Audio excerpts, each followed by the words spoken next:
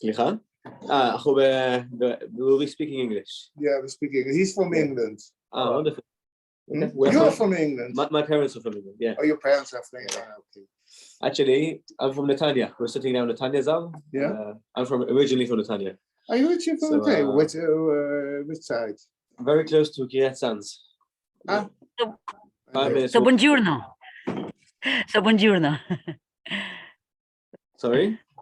Buongiorno. Bonjour. Bonjour, hij spreekt geen... French. Bonjour. Bonjour. No. It's Italian. Netanya. Buongiorno. Oké. Goed. Even kijken. Okay, so yeah, can we start?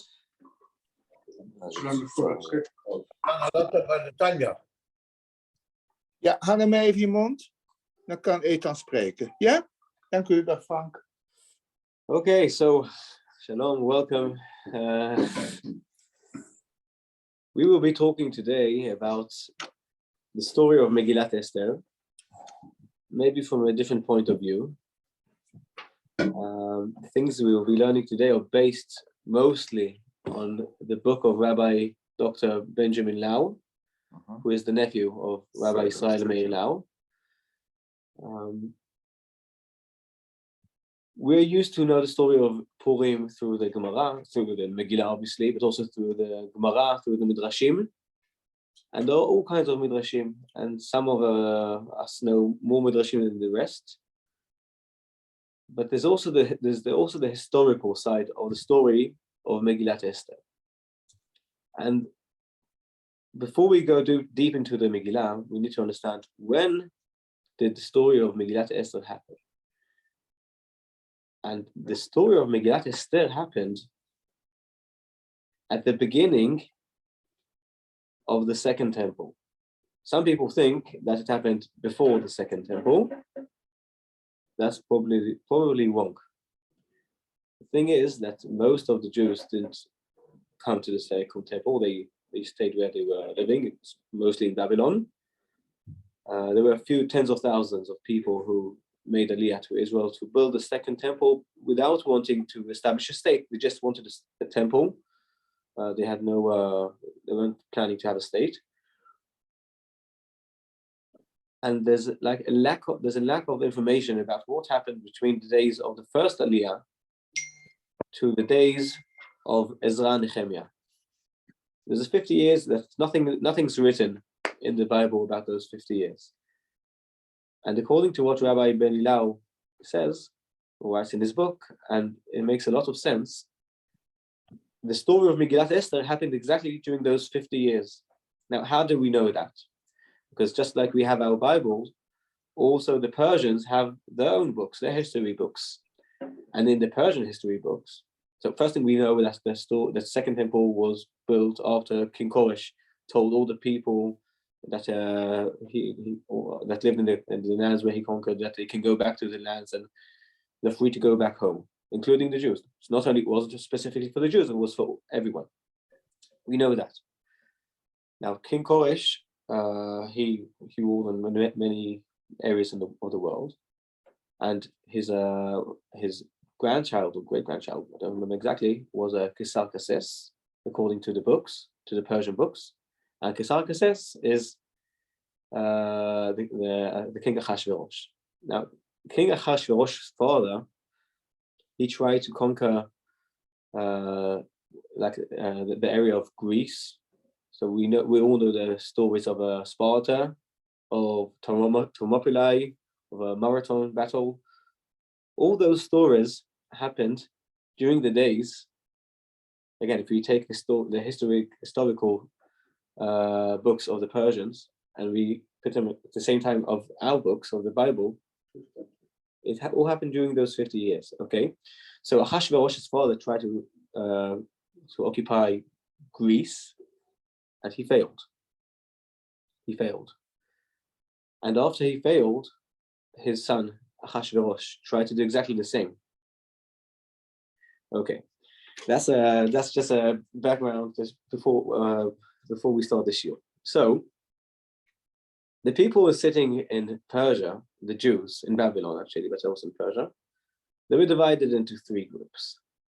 The first group was the group that said, we need to we are the religious people.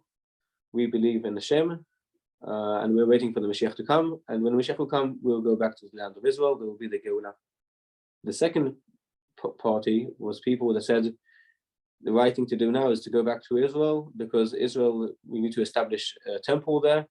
When we say temple today, it seems like something holy, religious, which is true. But in those days, it was also something to do with the nationality, not only religion. That was the second party, the national party. And the third party was the secular party. Secular, just like we know today, people who try to be part of the people where they live, and forget their backgrounds, forget where they came from.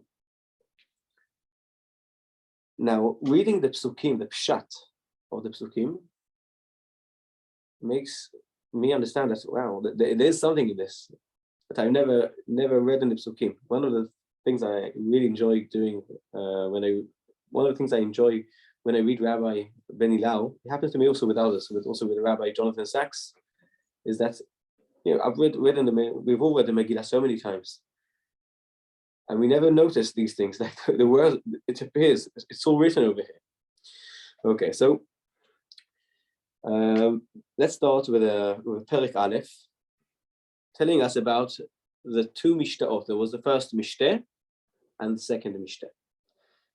And over in the Perek it says that Bayimim Hem, when Achashverosh was in Shushan Abira, Bishnat Shalosh Lemolcho. Okay, so in the third year of Achashverosh, what happened in the first 2 years of Achashverosh? So according to the Persian books, so we know that Achashverosh he occupied 127 countries, but it's not so easy getting the people to be to believe in you, to make them join you when you go and try and occupy the rest of the world. So what did he need? First thing he needed, there were two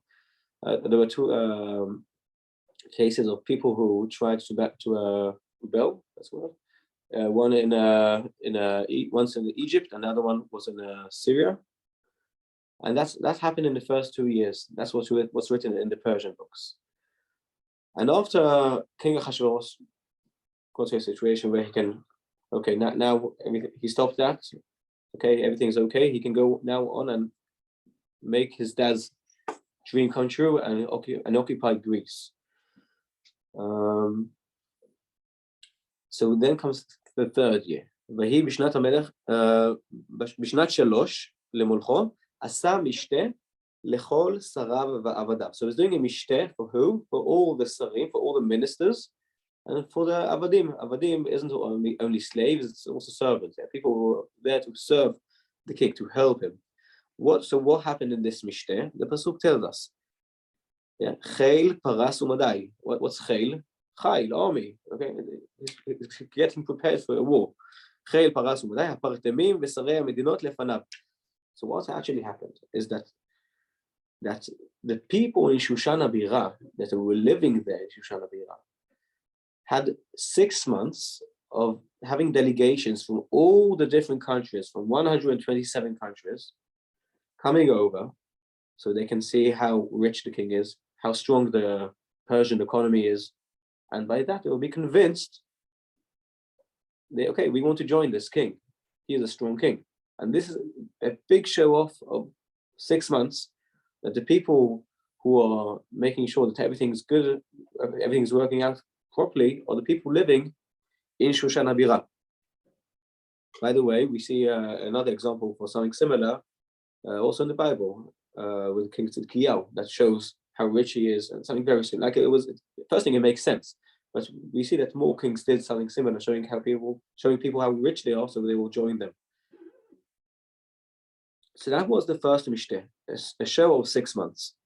Then Pasuk Hey tells us, Uvimlot hayamim ha'elef, after those 6 months, Asa ha'melech lechol ha'am ha'nimtzaim be'shushan ha'bira, the king did, he made for all the people who lived in the Shushan ha'bira, Lemi Gadol V'ad Katan, for everyone, a mishteh, a big festival of 7 days, Shivat Yamim. And over there, everything is allowed. There was one rule, and the rule said there's no rules. Everyone enjoyed those 7 days. Everyone worked hard for 6 months, and this is their time to release, to just enjoy, to have fun. The people who are living in Shushan Abira, it also includes the Yehudim, the Jews, who, out of choice, chose to be in Shushan Abira. Okay. Then, I'm skipping to פרק ב' אחר הדברים האלה, כשוך המלך אחשוורוש, זכר את ושתי. In chapter Aleph, we read about Vashti, all the story with her. The thing was with Perek Bet, when we read it, it talks about the 7th year. Now, wait, we spoke just now in Perek Aleph about the 3rd year. So what happened between years 4, 5, 6? Something happened there and it doesn't appear here. And according to what Rabbi Binyamin Lau writes in his book, again, comparing to the Persian books, that was exactly when the battle of Sparta happened. That's exactly. And funny enough, we will see soon that Haman and Mordechai were part of that. And we are used to think of Mordechai with a shtreimel sitting with a shleim on his head, teaching Torah. But maybe it wasn't exactly that way. So King Achashverosh, he failed, just like his father failed. Okay, the numbers were very big. He not only failed, according to what's written in the books, that many tens of thousands of Persian soldiers died. I won't go too much into the details, yes, but at the beginning, the Persians actually thought they will be winning because it went on really well for them. But then one of the soldiers, or the Greek soldiers, found a way to get to the Persians, and he told them exactly where they should go. And then that's what made them succeed. But then, for some reason, I mean, although they won against Sparta, but in another battle, the Thermopylae, I think it was, they lost. So the Persians went back, and the king was upset. He was depressed, and how can he cheer himself up? By finding a new wife. Okay, that's women in those days. That's what they, in some cases, that's what they were, just trying to cheer men. Now, think of it. Why would Esther want to be the wife of a Jewish king, of a Persian king? Why would she want to do it? And another question, it says in the Megillah the whole time that she's trying to hide the fact she's a Jew. Now, if everyone knows she's the niece of Mordechai, maybe they didn't know, I don't know. But if Mordechai is walking with a shtreimel over there, so everyone knows he's a Jew, right? So how come that she needs to keep this a secret? And another thing we'll see later on, that it says about Avdei HaMelech, that the friends of Haman are telling him that Mordechai is a Jew. Didn't he know he's a Jew if he's walking with a shtreimel? So perhaps, no, they did know those Jews. And why is that? Probably because Mordechai and Esther came from the third party, right? We said there were 3 parties. There was the religious party, there was the national party, and there was a secular party. They probably came from families that were secular, very secular. How do we know that? Look at their names. They're called Mordechai. What's Mordechai? Mordechai is Mordoch. Mordoch is the god of the Persians. Mordechai, and she's called Esther, Ishtar, which also is a god of the Persians. They're called after the names of the Avodah Zarah. That's their name. Mordechai. When we read the Megillah, we say Mordechai because we don't want to say the Mordoch. But the Ktiv, the way we write it is Mordechai. It's called Mordechai after Mordoch, and she's Ishtar. And probably they weren't walking with shtreimel and kisui rosh over there in Shushan Abira.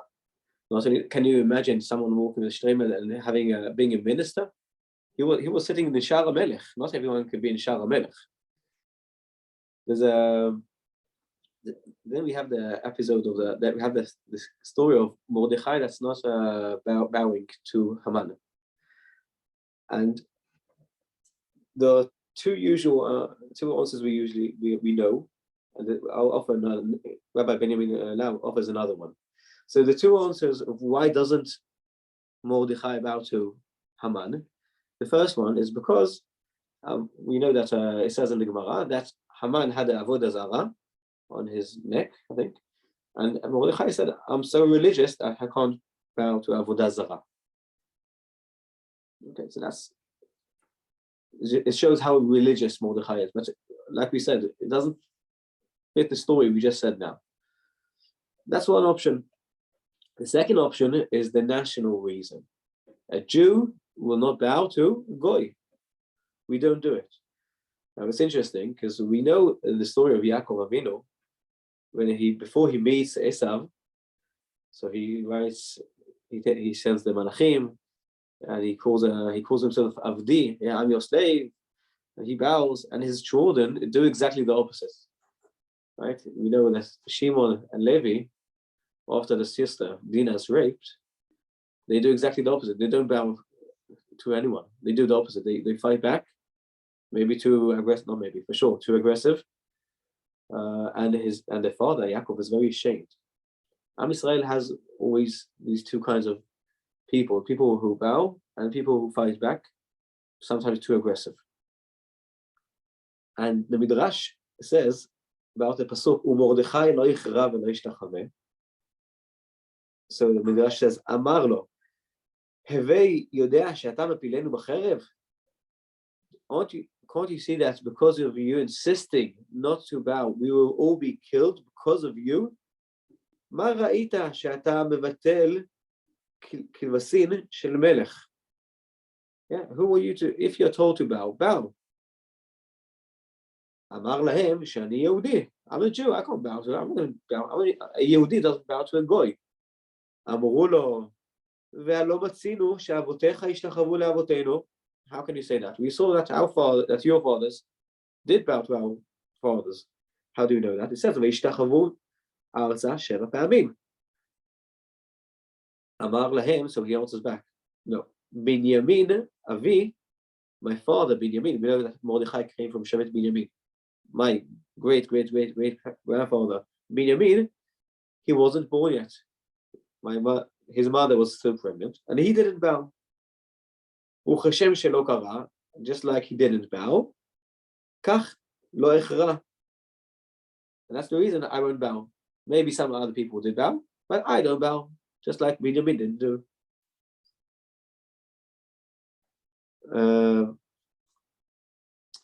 Now there's a very interesting midrash I was talking a bit about before, about Haman and Mordechai being in the army, in the Persian army. Not only being in the Persian army, there were generals in the army. That's what it says in the Gemara. You know, the Gemara has all kinds of versions. Some of them, there's censor. Unfortunately, this is taken out. But if you go to the London Museum, you can find this. You can find it in other places about a very strange story about Mordechai and Haman. And let's read together. Pa'am achat natan lahem hamelech mamon. Yeah, once upon a time, the king gave them mamon. This is taken from the Gemara, Masechet Megilat Daf Tetvav Amud Aleph. Again, but it's censored. It's like if you look in the Gemara here, probably you won't find it. Just like other stories. Yeah. Pa'am achat, the king, once upon a time, the king gave them money, and he sent them to be generals, to conquer a state. And Haman took the money, and he didn't use it wisely. He just spent the money. Yeah, he had nothing left. When he needed the money to renew his army equipment, to get new food, yeah, he had nothing left. So what did he do? Balo etzel Mordechai, comes one general, goes to his friend Mordechai, who is the general together with him, or just of the different how do you say unit and army. אמר לו, הלווני ממון שיש בידך. Please, can you give me a loan of money? We were fighting for the same king. Just give me some money, and we'll find a way of giving it back to you. אמר לו, Mordechai answered him back, לא אלוויך, I will not give you a loan, עד שתמכור לי נפשך לעבד, עד שתמכור נפשך לעבד. So he told me, I won't give you anything unless you will become, it says here, Eved, like I said, it doesn't mean a slave, but I won't give you money because I don't trust you that you will use the money wisely. So you will be a servant of mine. I'll tell you what to do. And then I'm prepared to give you money. I don't just throw my money, especially if I won't give my money to someone who doesn't use it wisely. What did Haman do? V'kibel al atzmo. He agreed. V'hilvau. And he gave him the loan. V'katav lo hachi b'shtar. And this is what he wrote in a shtar. Yeah? So everyone can read it. Haman zabin nefshei. Haman sold his soul to Mordechai to be a servant. Betulma de Nehama. Yeah? והיינו דקאמר למרדכי עבדה דקאנה נכסי עבדה דמה נכסי דמה. Actually, Haman sold himself to be a servant of Mordechai for bread, to give his soldiers bread. That's what's actually written in the shtar. We know Haman he didn't come from a Persian family, he came from Amalek. Think of it. Yeah, one of the things I like in the Netherlands is that you see people from different countries. Maybe I get it wrong, but it seems like the country here knows how to accept people and give them the opportunity to develop. Like, it doesn't really matter where your great grandpa or grandma came from. You have more or less an equal opportunity, which isn't for granted, because you can see many places where it doesn't work out. It might not be perfect here, but I think comparing to other countries, it works quite well over here. Going back to Persia of 2,000 years ago, they conquered, they occupied 127 countries. They had to know how to control these people, how to give them opportunity. Okay, it wasn't equal like we know today, but they had to develop the people. We see it also with the story of Daniel and Gova Arayot. We see it in the Bible. Now, Haman, he wasn't Persian. He was from Zera Amalek. He's Haman HaAgagi. He came from Agag, Amalek.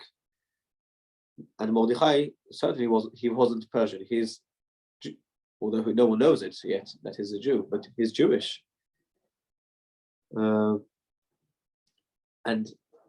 they try to prove themselves in the army. Yeah, like we see that we say it in the Bible, but maybe also here in the Netherlands it might be like that. I don't know.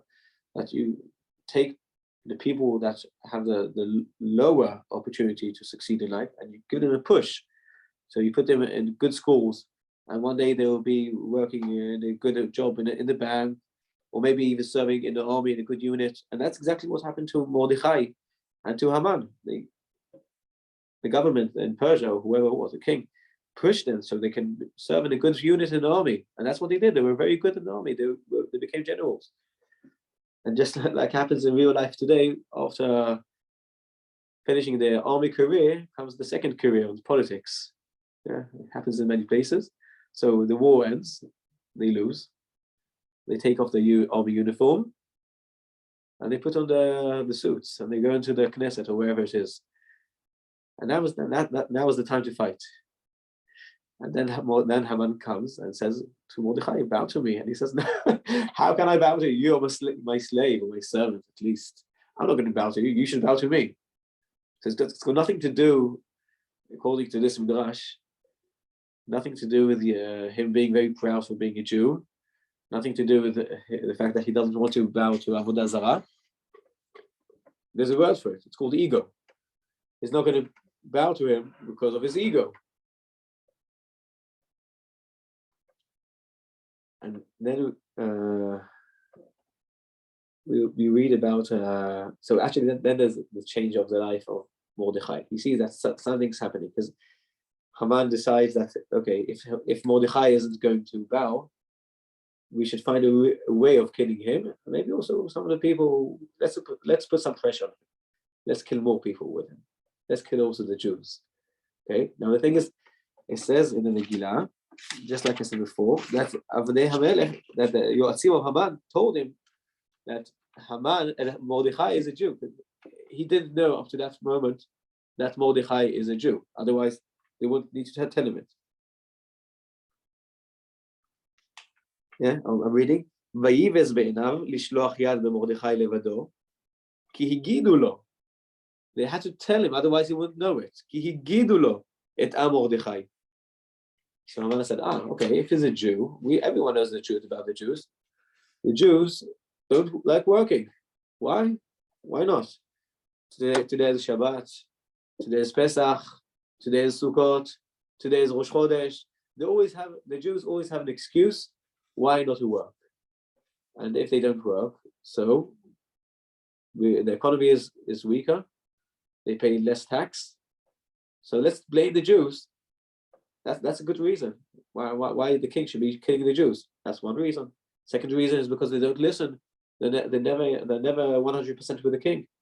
They always have their own religion. They always pray to Jerusalem. They never see themselves as part of the people. And Achashverosh is convinced. He understands, and he agrees to kill that Haman will be able to kill all the Jews. And then there's a switch in Mordechai's life. Then he understands that something needs to happen. And what does he do? He tears his clothes. Vayilvash sak va'efer. I'll read a midrash talking about the fact that he tore his clothes.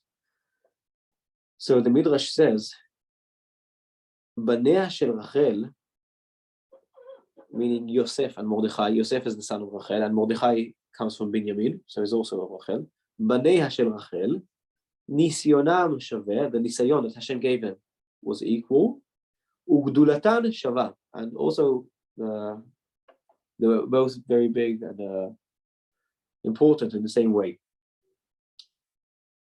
Why are they equal? When Yosef goes to Egypt, he was thrown to the he was sold by his brothers to be a slave, and he finds himself in a different country without knowing the language, without knowing anything. And when people see him in jail, they don't say he's a Jew. What do they say? Ish Mitzri. He looks like an Egyptian.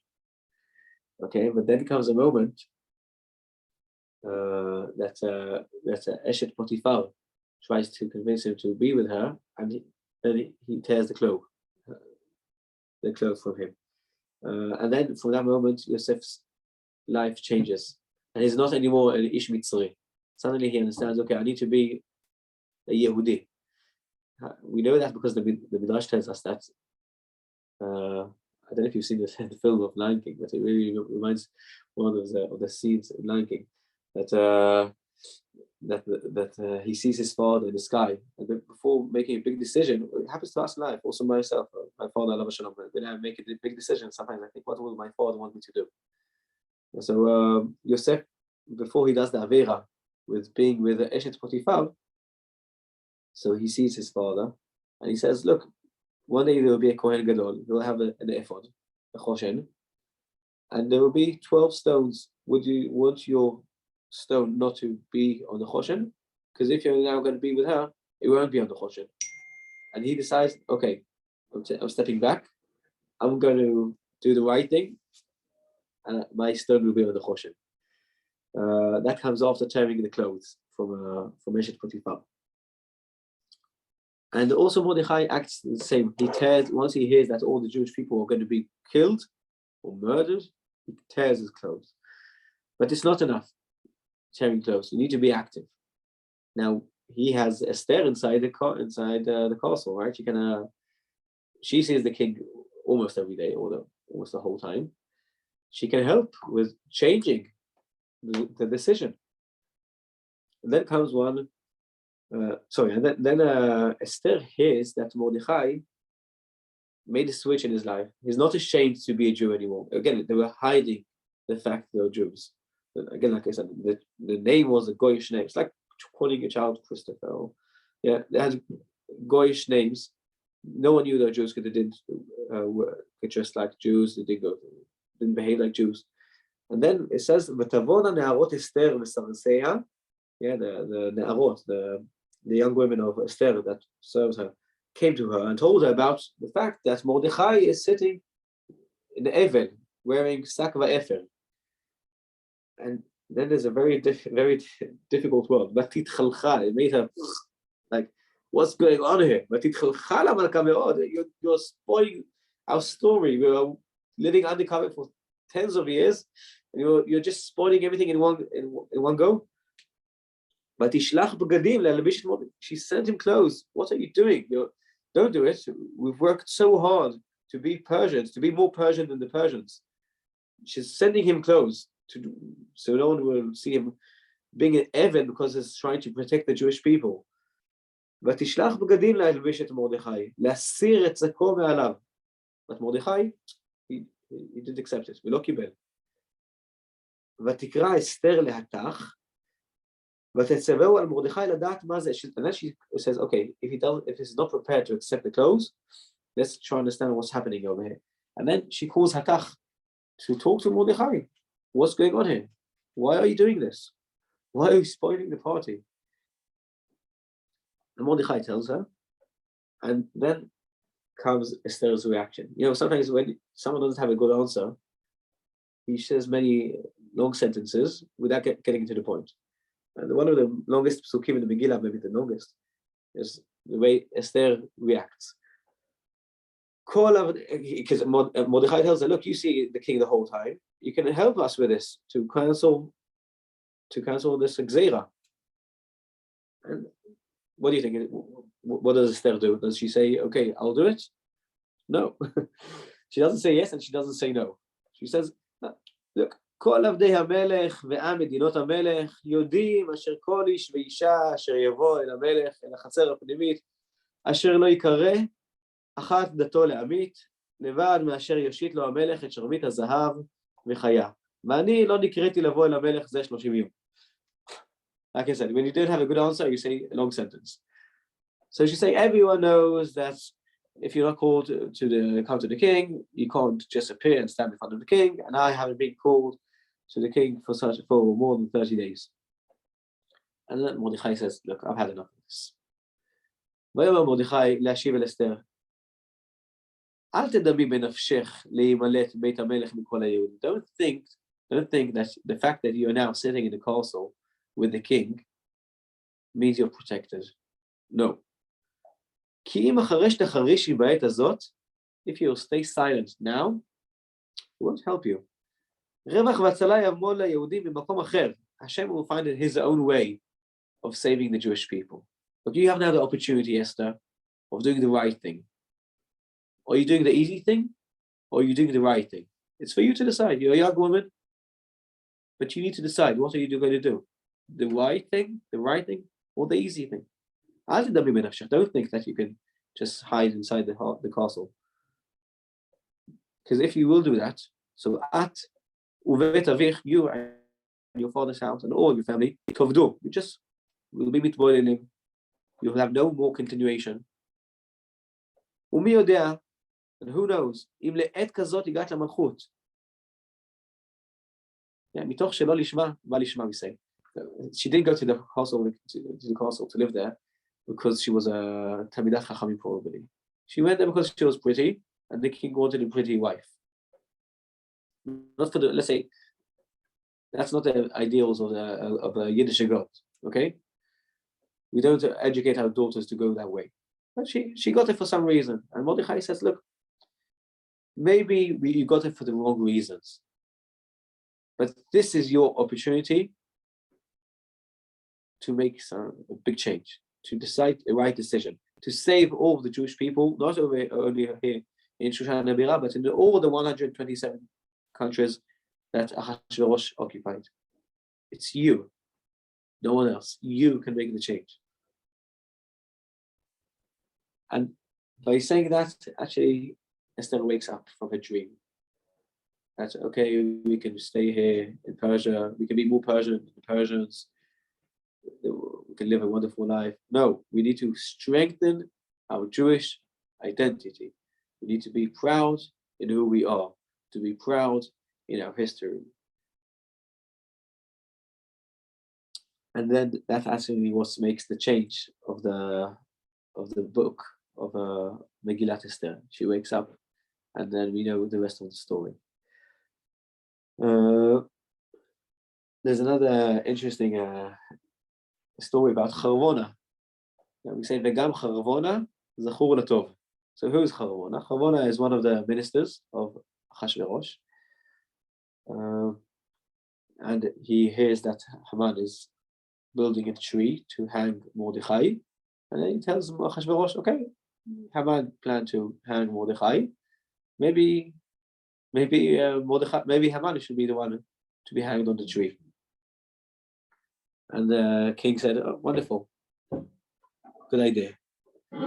Now, Charvona is probably the last person you would like to do business with, because Charvona is one of those people he's always with the winning side.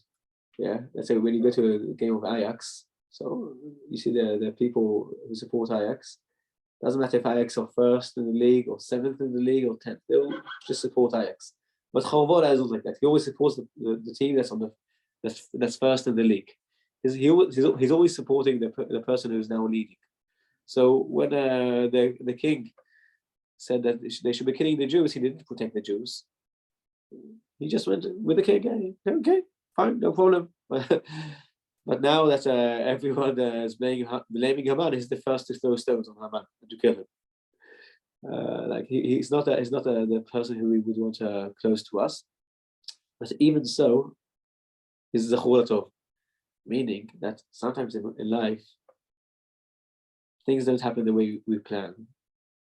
We would think that the Geulah would come from a Charvona, but in the end of the day, if Charvona wouldn't have said that sentence, if he wouldn't be that person at the right time, at the right place, talking to the right person, maybe Haman would just, I don't know, go to jail or be somewhere else.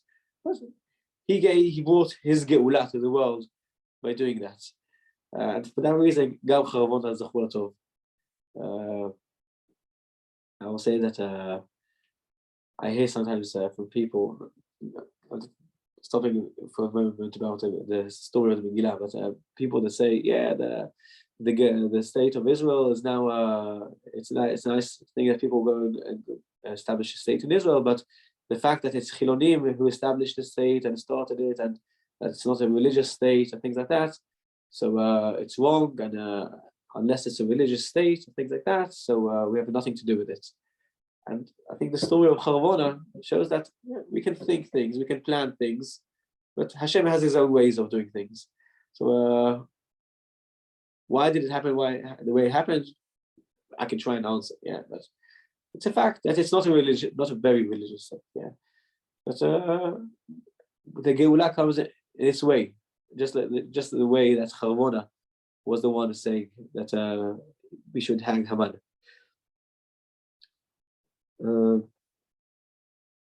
Okay.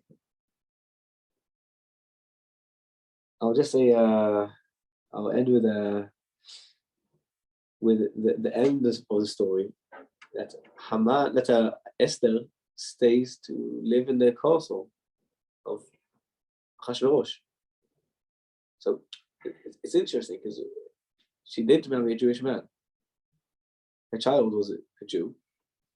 He was the king afterwards, but she wasn't Jewish. She wasn't married to a Jewish man. That's a tzadika. She wasn't tzadika because she did do tshuva. But it's something that we try to hide. And Mordechai, together with the rest of or many of the people living in Persia, they went to Israel, and we know that Mordechai was part of the Anshe Knesset Agdola. And the thing of Purim is understanding, like I said before, is strengthening the Jewish identity and bringing it to the front of the stage, not hiding it, not thinking that if you will be more Persian than the Persians or more English than English or whatever, our lives would be better, but the opposite, to be very proud in who we are to be mechazik this point in our life every day and day. Those were my few words about Purim. Okay, thank you very much. Interesting. Okay, this we have also. Is it allowed to put one question? Sure.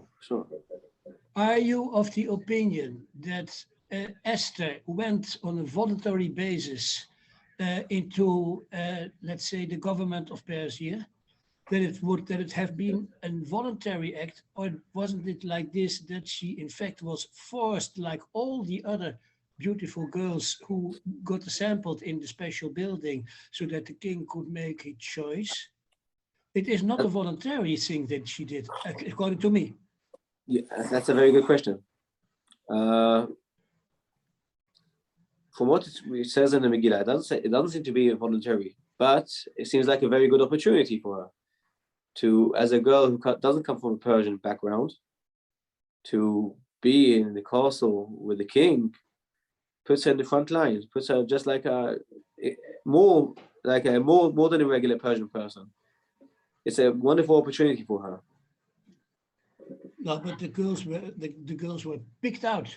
It was not like a competition that they were friendly requested to come to the palace. Yes, that's right. That's right. But again, if she would say I'm a Jew and things like that, like be proud in her Judaism, maybe it would change the story. Yes, but that's part of the identity. What? Hiding? No, being a Jew and be forced to be a Jew and to get aware of the fact that you are a Jew is part of identity. When you would have the completely freedom, it would have been much more difficult to stay in a Jewish basis as a Dati Jew, etc. You need the counter power to stay in your own identity. And that started with the position of Esther, because she was picked out. The people came to collect her, to bring her to the palace, because apparently someone knew that she was very beautiful. The question is whether she was that, because it was only maybe it was only that she was looking differently from the other girls. But who says that she was really the most beautiful one? And what did the king need? Character or flesh? By the way, the Gemara says she wasn't so beautiful. Yeah, but exactly. It says she was a rocket. She was green. I don't know what it means exactly, but yeah. 80 years old and green. Yeah. No, why he took it? Why did he take it? Yeah, why he take it? It was many years ago. Don't remember. No,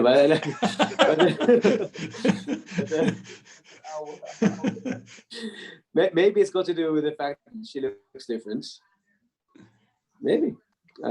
But as I said, it seems like, I'm not saying this what Rabbi Lau writes is a fact, but he's offering another parshanut that's based on history books, which makes sense. I think it makes a lot of sense. That if she's called Esther, think of her being called Christina, okay? It might help us understand the story more. She wasn't called Rachel, she wasn't called Leah, not Sarah. She was called Ishtar. I really believe she saw it as a good opportunity. Again, she was forced, but she saw it as a good opportunity to be in the front line of the Persian people. What can be better than that? She knew she would need to work for 1 hour in her life and live like a queen, but really like a queen.